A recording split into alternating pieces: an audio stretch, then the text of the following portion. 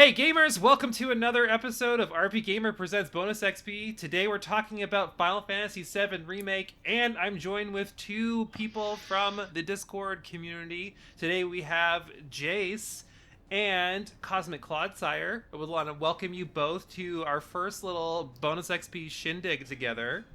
Welcome. Thank you for Hello. having me.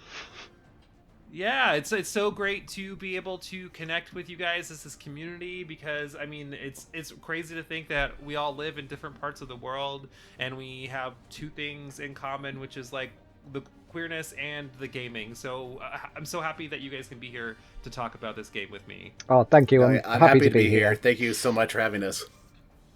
Yeah, of course. Well, let's jump right in with our conversation on Remake. I know it's going to be hard for us to not talk about Rebirth because here we are a week into this beautiful game being out. But I was thinking, what would be a great way to start a trend of talking about Final Fantasy games? And like, I think one of the best games to jump in is Remake, since Remake and Rebirth are such a hot topic right now. First of all, let's talk about when did you guys get to tackle Remake? I think it was around the time when it first came out. That was like, what, 2020?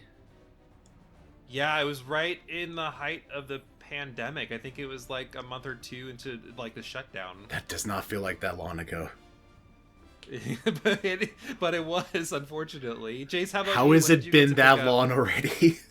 pick up? Yes, I played mine on release day. And then Mhm. same in the UK, we were also on lockdown as well, so it was kind of the perfect time to play it. Had all this free time. It it's truly terrible to think of it that way, but I'm right there with you where that was my last year of being a teacher, and the fact that I didn't have to worry about teaching because schools, not only were they shut down, but like that was when we were in a, we don't know how we're handling the rest of the school year, so there's nothing that you need to do. So it's like, well, Final Fantasy just came out, so I guess that is what I'm going to do. Oh, sounds perfect. Truly. Well, I don't think it's any surprise to anyone that this game is drastically different than the source material. And I think in some ways that can be a bane, and in some ways that could be a boon. So let's have a little conversation. We'll start talking about what you liked most when you first started playing this game, and then what were some of the things that you didn't like change wise from the original. Oh gosh, there's so much that I really liked seeing. I do love just how much more detailed Midgar is. I love how it looks the most. I think just it's one thing to see everything in its weird little polygonal glory, but just seeing it brought to life to how you imagined it growing up, probably. I didn't really get into it till later, so I had a hard time with the polygons, but seeing it fully realized just blew me away, and it still kind of blows me away when I pull it up. I'm right there with you on that, where I was like a Final Fantasy VII baby. I did get to play it pretty much around launch time, and they're like seeing, it's almost like when you go from book to movie and they do a good job where you get to see something like actualized in such a fulfilling way. And I feel like that's what happened here, where even though we did have an idea of what it looked like because, you know, they made the game and you can visualize it, but they gave so much more life to Midgar, which is just great and very fulfilling. Jace, what was something that you really liked about the remake? For me, it would have to be the character development. Mm-hmm. Because obviously they expanded Midgar so vastly in this game. You got to spend a lot more time with a lot of the characters. Like for instance, the mission where you would spend it with Jesse, Biggs, and Wedge. That was an addition that I really, really, absolutely loved. And just the characters in general, just even with the main team, like it was absolutely um, lovely to see those characters fleshed out with all the little side missions and everything that you get to spend a little bit of extra time with them. So, yeah, character development definitely was one of the biggest things for me.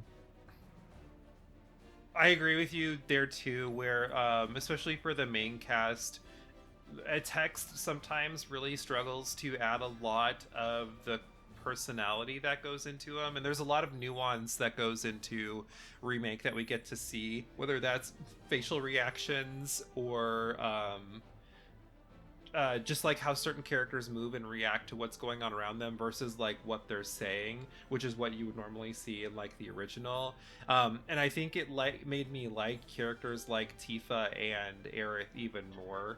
Not that they didn't have great arcs before, but like truly knowing what happens to Aerith in the original 7 and seeing her and just how wholesome of a person that she is, like even the little high five scene, like there's all those cute little things. It's like, oh, Aerith like truly is special, where before it was kind of like, oh, Aerith is the pink girl who's nice, but now it's like, no, Aerith like truly is this wonderful character. So yeah, I think you're onto something. I think that's truly great too. Yeah, and she was so funny in this remake as well that you didn't get that kind of nuance in the original.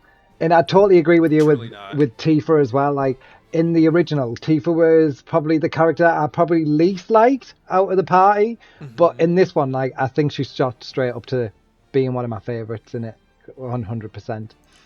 No, yeah, Aerith for me got that glow up most of all, at least characterization wise. Just having her little moments, like when she's about to fall off that ladder in the section 6 section. That's a weird sentence to say. Sorry, you should probably edit that. But just seeing that, just like having her oh shit moment. That little moments like that were just so much fun. Yeah, truly, and the little ways that they tease each other as they're going. So it's great. I think it's one of the first JRPGs I played in a while where I felt like characters felt truly human versus this is a character. Like this is a video game character. They definitely personified them well. What was something that you guys didn't like in terms of the changes? Like for me, Jace, you brought up how you liked some of the other chapters that fleshed out some of the other characters. Personally, I didn't like some of those chapters because I felt like the game was maybe padded a little bit too much. Yeah, I can get that. Especially where, yeah, like this is the Barrett chapter where you control Barrett, and because Barrett hasn't been in the game for a while, so therefore he needs his own chapter, and we're gonna try and throw little bits of Shinra-y stuff in here to make it fit. But I struggled with some of those chapters because I don't mind like a really concise package, and I don't mind also that it was just the first third of the original. Like that's totally fine with me. But there was something about, man, this is dragging. Like I don't want this to tarnish this great experiences with some of these chapters that truly, like, I don't think it's add anything aside from just lengthening gameplay. But what was either touch on that, or what were some of the other things that you may not have liked?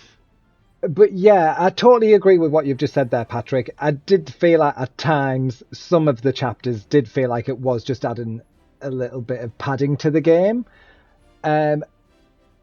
I did like, though, that the fact that that was all additional content to the original. It wasn't like they were taking anything out and putting that in replacement of it.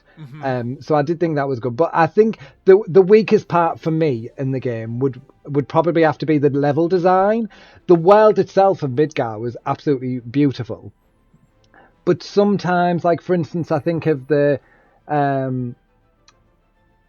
second reactor mission where you're going to the second reactor, that kind of little puzzle area where you just feel like you're just going from battle a little bit further, or I'm going to hit a switch, now I'm going to do another battle. I just felt... Are you talking about the fans? Is that the yes, yes, the ceiling lights? yes, yeah. with the Yeah, fans, that was kinda... or that section from Sector 5 to Wall Market where it had the robotic arms. Yes, that oh my just God, yes. went on too long. Maybe one of those, maybe two at a push.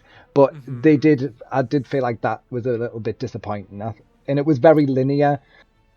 I think that's the problem with sci-fi based RPGs versus like a fantasy based RPG, where it's really hard to come up with natural dungeons in this futuristic space, because like this is an area where people live, you know what I mean, versus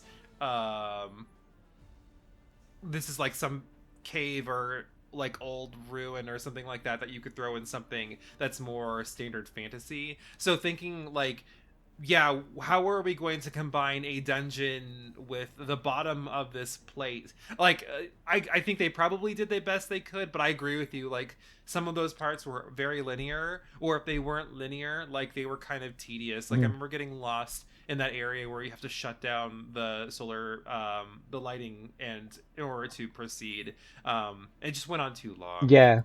Yeah, the path from section 6 to 7 was not the best.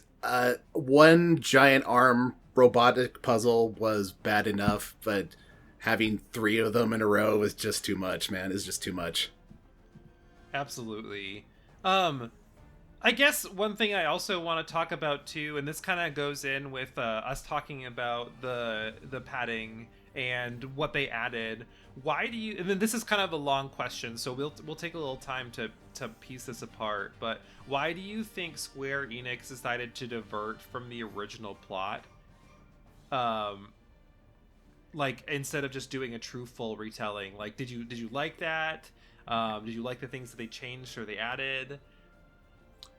I think going back to the padding point, like I understand why it's necessary. Like they decided they wanted to play out probably the most memorable section of the original game, which is Midgar, but that's only like 2 hours, 3 hours if you're just messing around.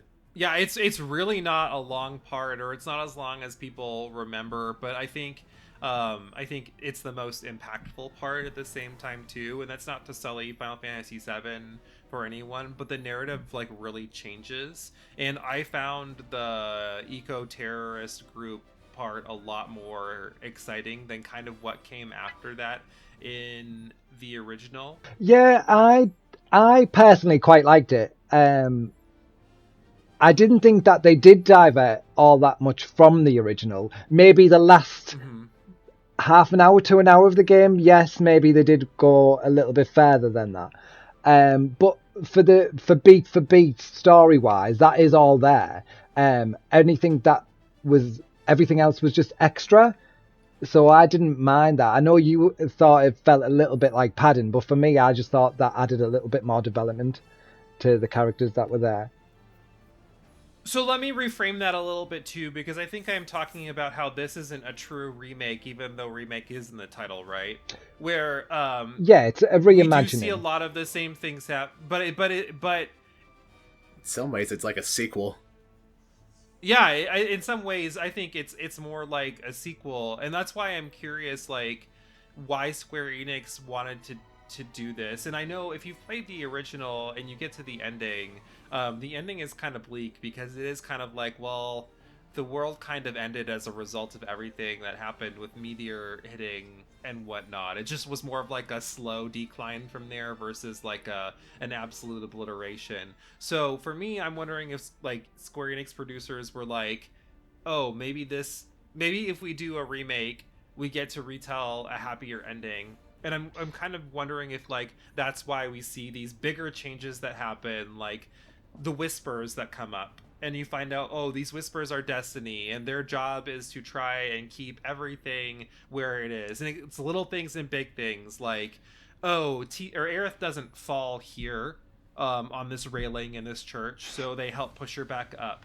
Or these characters aren't supposed to meet each other or have these conversations at these times, so we're going to show up and prevent them. Or this character is supposed to die, or this character isn't supposed to die, and they're always involved. And I thought that was really interesting, because for me, I wouldn't want to replay the exact same game.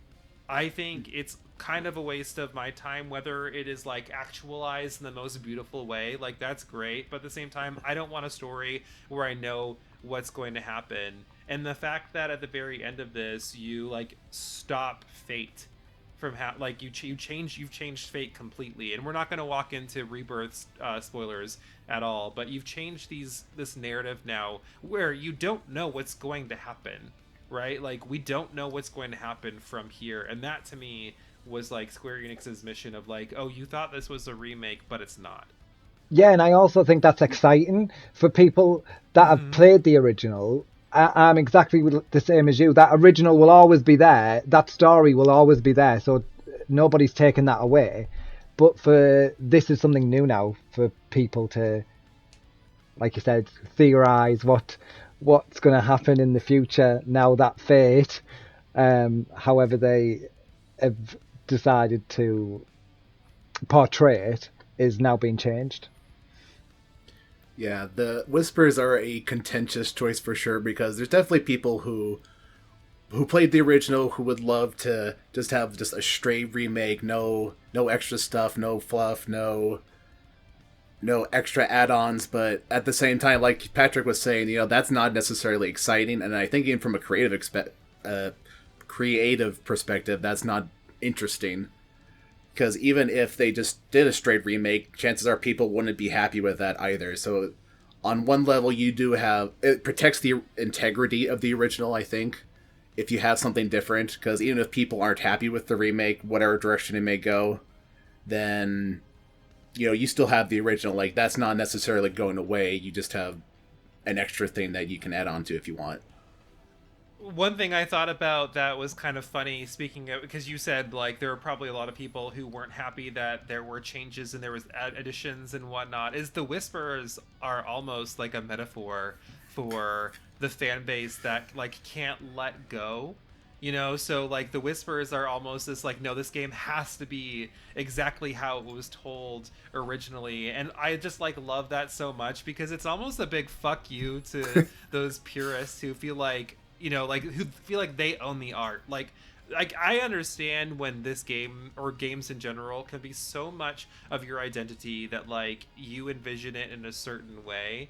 But like at the end of the day, it is the creator's choice to decide what they want to do it. Like the original game is still there, it's still intact. But if they want to do a new telling of it, they're more than welcome to. It's why when you go to the movies and you'll see an adaptation of something or a TV show adaptation, it's not exactly how things were, because sometimes it doesn't make sense, or sometimes it wasn't done well, or sometimes, like a lot of reasons. In this case, the technology has changed, or like the way games are played and viewed have changed. So it's always funny to think like, oh yeah, the Whispers, those are all those people in their basements being all sweaty complaining about how this game has changed. Oh my gosh, that's the best image. No, but yeah, I agree for sure. It's like, and again, I come at it from a weird perspective because I didn't grow up on the original. I didn't have a PlayStation until the PS2 era, and by then, games had moved on so much graphically that going back to it just felt so hard. So it wasn't really until later, and so coming into Remake is weird in some ways because you're still trying to learn about this world. Like, I knew a little bit going in with, I knew all about Cloud and Sephiroth because I played them in Kingdom Hearts, or played against them rather, and then going from there, like I knew a little bit from friends, but just going into, again, I came at it with the weirdest direction. No, you're fine. I know Jason's smiling because you just said Kingdom Hearts. So. No, yeah, that's the weirdest way to get in, probably, and I don't think so though. I think like I'm older than Jace. I'm sure I'm older than you, Claude. So for me, like I was in the 6th grade when Final Fantasy VII came out. So like if you're younger, your first experience with a lot of Final Fantasy things might have been Kingdom Hearts, and Kingdom Hearts might have led you to other outlets as well. So I think like that to me totally makes sense. Like I don't think it's offensive to say I'm here because blank, because at the end of the day you got there. So but yeah, kind of going back to my point, like it is seeing the Whispers for the first time kind of weirded me out, just because, again, maybe just because I'm used to Kingdom Hearts Tetsuya Nomura bullshit that that any kind of way, it's already a weird game, and just adding on to it, just like, okay, I guess we're on another roller coaster. It's Kingdom Hearts 3 all over again. Let's go, baby. I was nervous about that as well. Were you nervous, Jace, that it was going to be like a beautiful game, plot zero? Yes. I definitely, when the Whispers are first introduced, which I can't remember exactly what chapter it is, but I think it is in... I think it's chapter 2. Yeah. Like, as soon as you meet Aerith, they show up. Oh, well, yes, of course, in Loveless Street. And yeah, you do start to think like, oh, what direction are they going to take this in? But I think they couldn't have done it in a much better way. I might have said this in on the Discord chat at some point this week, but I said, I swear to God, if I have to fight Fate one more time, I'm gonna lose my fucking mind. No, yeah, I agree. Like, It's such a... I think that's what Claude's talking about, I think, a little bit too, where you get some of these plots that are just like so over the top that it's hard to follow. But fortunately, like, even though they sort of went there with like the, well, we defied fate, we're changing the future of the game, I feel like that part officially is cut now, especially with seeing like what's going on in Rebirth without talking about it, and like just how much they still tried to keep true. Like I think they did a good job of saying this is still the story that you know, but there are going to be some changes. So like don't worry about it's got a little weird here in that final boss or pre-final boss, but like it's still here. Like you still know what's going on. Just trust us. And like who knows? These changes could be good things. Like we don't know what's going to happen to Aerith Nope. in Rebirth. I'm not far enough in the game to know that. I'm not I know either. Jace isn't. Claude's not. So like it could be good things. It could be like what we want, and I don't think that's going to spoil. Like it spoil in the sense of like make it not as enjoyable, right? Like I'm okay. I'm excited for good changes. Maybe Tifa's gonna die. Maybe Barrett's gonna die instead. You know, No, like please maybe there's don't. gonna be like No, please some don't, kind please. of change that like really surprises us even more. I mean, like even that shocker when Barrett dies at the end of Remake, Yeah. like for like Yes, you, like definitely. I was like fuck. Like there's no coming back from that, and then the Whisperer flies out of him. Like who knows? But at least in the context of like what they were doing of like that Nomura weirdness, like it still felt okay, right? Yeah, No, and yeah, I it think still it feels felt okay. so okay because it was quite a small section. Like I said earlier, the rest of the story is pretty much beat for beat for the original. It was just in these little moments, so it wasn't like the whole plot was, oh, what are the plot ghosts up to in this chapter? It was just in these little key moments, so I think they didn't distract too much from the original plot. And like you said, we don't have to worry about it now because they're gone. Hopefully. Yeah, So, hopefully.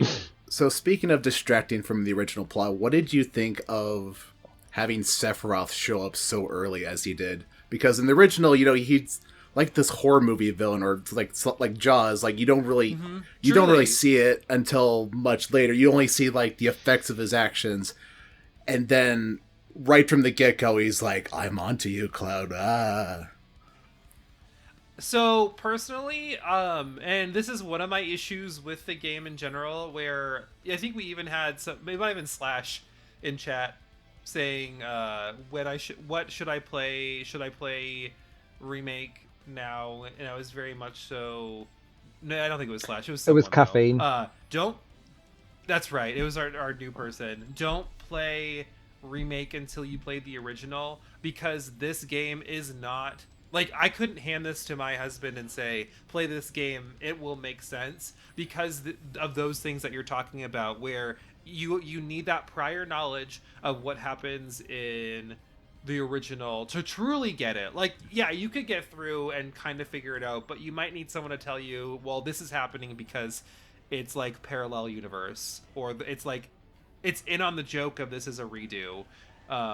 So yeah, it was. I didn't like seeing Sephiroth early, but I also understand knowing now like why they did it. I was just going to say, I also wonder if they did put Sephiroth in so early for people that maybe have not played the original, because if he didn't appear at all in this game, would it be a little bit like, oh, and then he randomly appears in Rebirth? It's like, oh, we've got this new villain. I don't know if people would fully get it.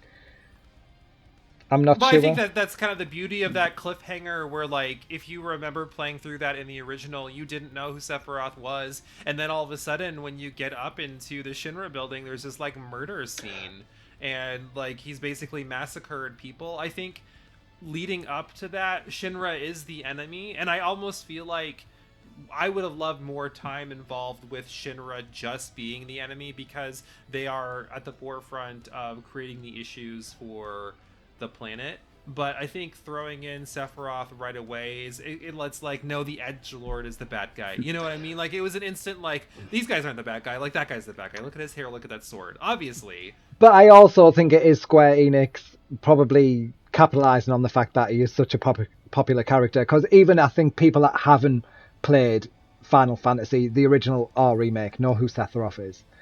Yeah, I would say most people know who Sephiroth. Even my husband knows who Sephiroth he's in Smash. I think even my mother knows who Sephiroth is at this point. Like no one's surprised by Sephiroth anymore unless you played Smash. Well, so I think the way I want to end the conversation is I want to talk about the combat system, because obviously this is the other huge change to how Square Enix is approaching their game. So let's touch on a couple of things, like just in general, what did you think of the combat system? Who did you like to play as? And then maybe like some of the more awesome boss battles. And I think this is a good way to wrap up our conversation here. Claude, let's start with you. I actually like the combat system. Again, I'm coming at this from a Kingdom Hearts fan. I love action RPG hybrids when they're done well. They only good point there. When they are done well. When they're done well, yes. The one thing that really annoys me about it, though, and I say this as coming from someone who does like it, I didn't really like how they handled items, because they tied those to the ATB bar, and that was really annoying at some points, because, you know, if you're fighting in a battle and one or two more your party members go down, or they're super low in the red and you don't have a good way to heal them, then you have this extra pressure of, okay, do I keep the battle going, or do I try to use an elixir so I can do stuff? And that was really frustrating at some points, especially with the Yuffie chapters, because of how Solnon and his auto-raise ability, if Yuffie goes down, he'll do a sacrifice thing, but then, now Yuffie's at low health again. What do I do now? I absolutely love the combat system. I'm on the opposite end. I do prefer a turn-based RPG, but I do think the way that they got the blend with this game was fantastic. Being able to slow down the combat and select your abilities partway through, I thought was really good. I liked how it evolved as well. I don't know about you guys, but very early on in the game, and probably through most of it, was probably not probably till hard mode. I was spending a lot of time slowing it down, but actually using the shortcuts once I got more familiar with the system made the combat system feel different again. It felt a lot more dynamic when you get used to the shortcuts, for sure. I'm with you on it too. Like I prefer turn-based, but I feel like this was the best compromise for everyone, where it's kind of like, well, yes, this is an action game, but like there's still magic. I think this is still the magic system that we knew, which I have a problem with some of the more recent Final Fantasy games where like 15, 16 didn't really feel like had a magic system, right? It just kind of felt like it's a ranged attack and that's all. But here it felt like, no, this is the magic system we knew. And when your bar fills up, you can do things with it. So it's still, like you said, it still kind of has that feel of a turn-based game. I'm with you, Jace, too. I think the game, to me, was just too easy until hard mode. In hard mode, I don't think is as daunting as it may seem, aside from maybe not being able to use items, just because I think it never felt like enemies were... In normal mode, it felt like you could just really pound through everything super quickly, and maybe a couple of the bosses required strategy, but in hard mode is when like you truly needed a strategy, and I like that so much more, because at the end of the day I could just spam these items over and over and over, and I'm going to win. I know I'm going to win, but like hard mode made you really think about like, man, I really have to think about how I'm going to tackle this encounter. Yeah, the standard encounters in the normal mode were just over way too quickly. Like sometimes you'd literally just spam triple slash and then be like, yep, battle's over. Triple slash over. Not until probably the bosses.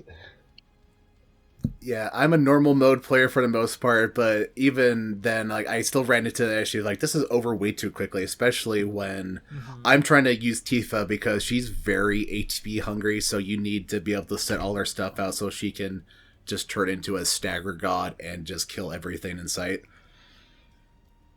And so just I'm happy you said that too, because Tifa was my favorite character to play as by far. Like mine too. Cloud's great. Yeah, she's so good. She's just so she's so good, so fast. I think she's the fastest, as like you said, staggering people. But I think Tifa and Aerith were my preferred two people. Like I think people sleep on Aerith because you think that she's slow and she is just magic damage, but like you can get her to do so much damage, like so much more damage than Cloud or Barrett so easily. Yeah, with a good setup. Aerith needs a little bit of setup time for sure, but once you get her ability that lets you like double her magic spells, then she starts blasting things and they die, and it's great to see.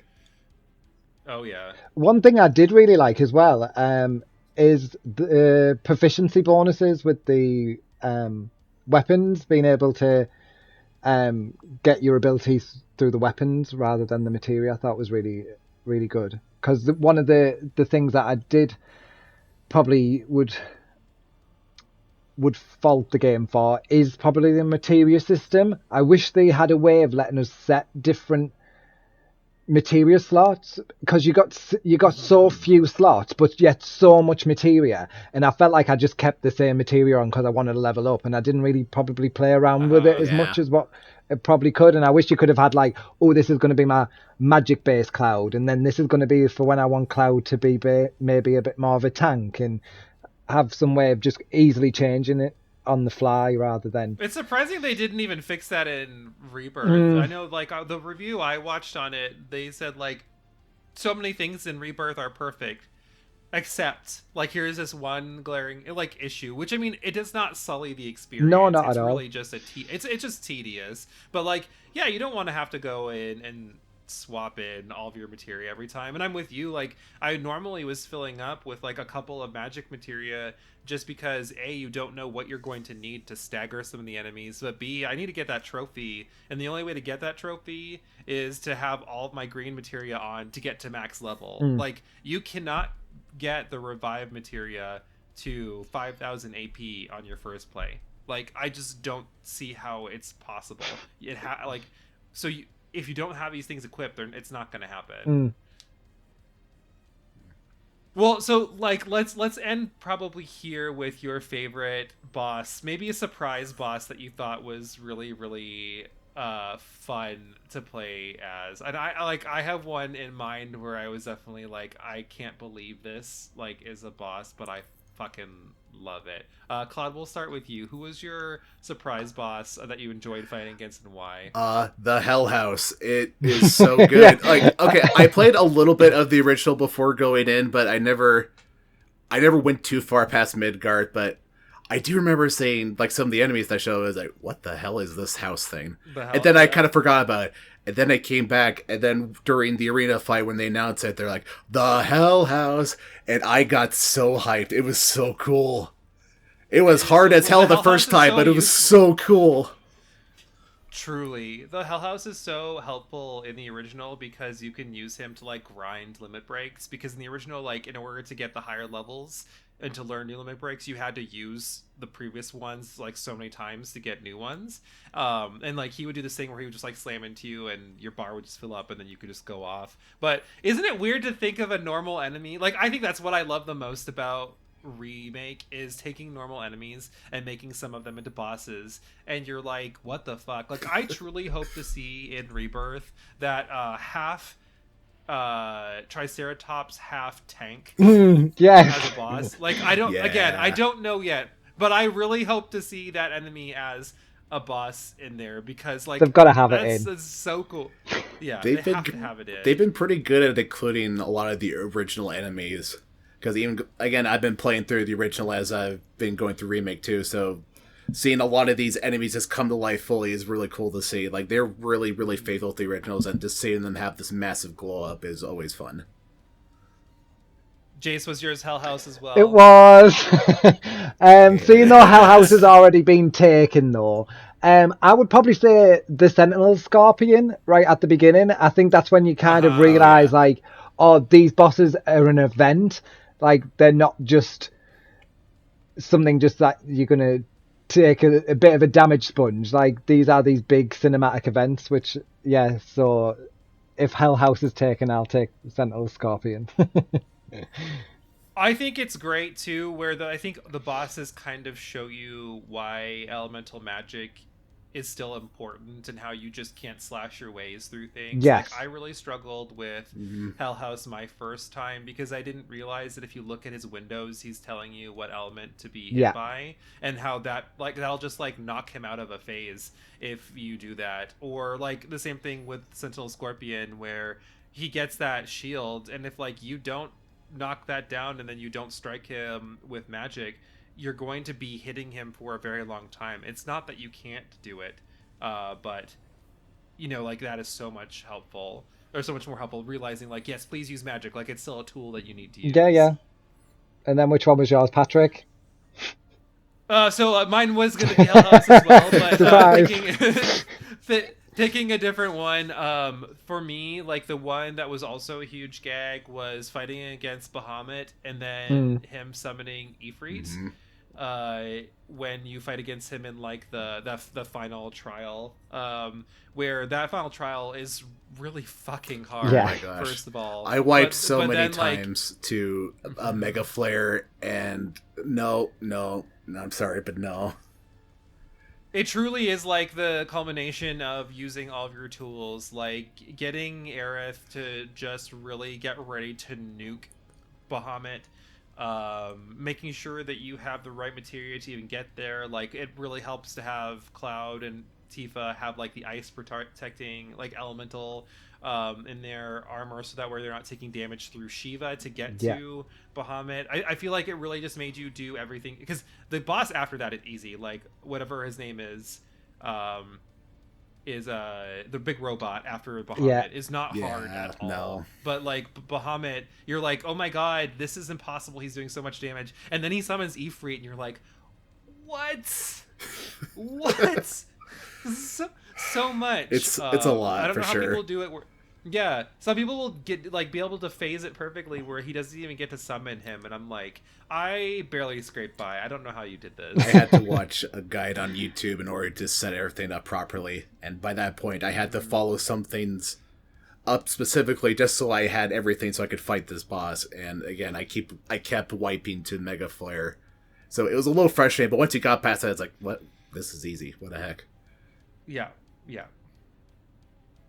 All right, well, I think unless you guys have anything else you want to bring up, this probably wraps up our discussion. I've got one question. Yeah. Which hand massage did you pick? That's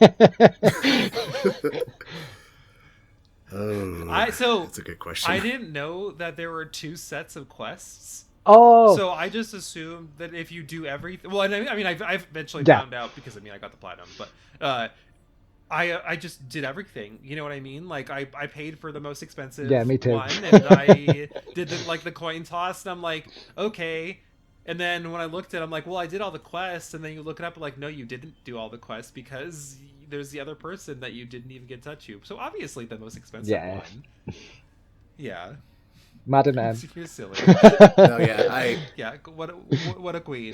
Yeah, I went through something 100%. similar with Patrick. Like, I just chose all the expensive ones, and then you're like, oh, you have to go back, and just seeing like the different options for air stress, and just the sheer the difference in quality between pulling out all the stops for the red carpet and then going to just the plain little pink dress with the. I think there's just trash and a dog in the background. It hurts so much. Yeah, it hurts so much. Oh, God. Okay, what a game. What a game. I'll go ahead and... we definitely want to hear your thoughts on Final Fantasy Remake and all of the things that you agreed with or don't agree with what we said. We'd love to, if you liked, comment, and subscribed. And make sure if you want to be a part of our community, just like these 2 lovely friends right here, head on over to our Discord at RPGaymer. We want to thank you all for listening, and now go out there and get gaming. And thanks for being on here with me, guys. This was great. No, yeah, thanks for having me. It was great.